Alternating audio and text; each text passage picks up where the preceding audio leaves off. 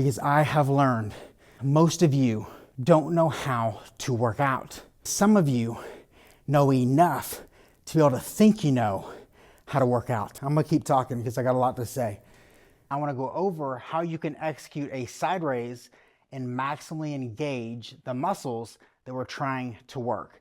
Now, what muscles are we trying to work? We're trying to work your deltoid muscles. And these muscles sit right here on your shoulder. So what we're trying to do is position these muscles in a plane that moves your arm straight out to your side while preserving the integrity of your shoulder joint. As I talked about before, your shoulder is the most mobile joint in your body. And because it's the most mobile, it's also the least stable.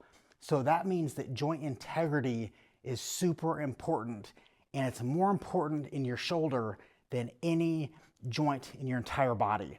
So the way that we're gonna position you is in a plane of motion that's called your scapular plane.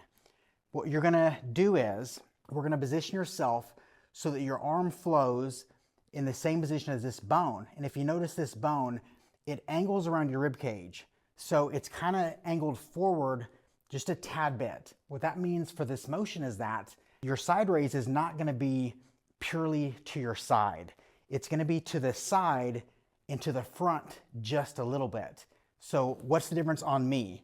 The difference is me being slightly forward compared to being straight out this way.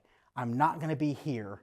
I'm gonna be just in front of me just a little bit. Now, the cool thing is that this position is not only better for your shoulder joint, it also helps maximally recruit your middle deltoid, and that's the muscle that we're trying to work. So let's look at this on Charlie.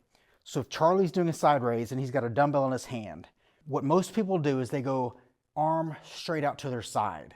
Well, what we're trying to do is we're trying to follow the plane that this bone sits through, which is angled around your rib cage. So the way he's gonna do it is he's gonna be to the side, but also slightly forward.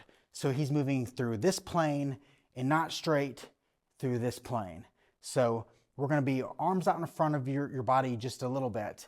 Another thing that I'm gonna have you do today is that I'm gonna have you lean forward at your trunk slightly. So your arms are gonna be here, your trunk is forward a little bit, and we're gonna do this motion right through this plane. That's the brief explanation. I'll go over more details as we do this. Let's get into the exercise. Let's do this thing.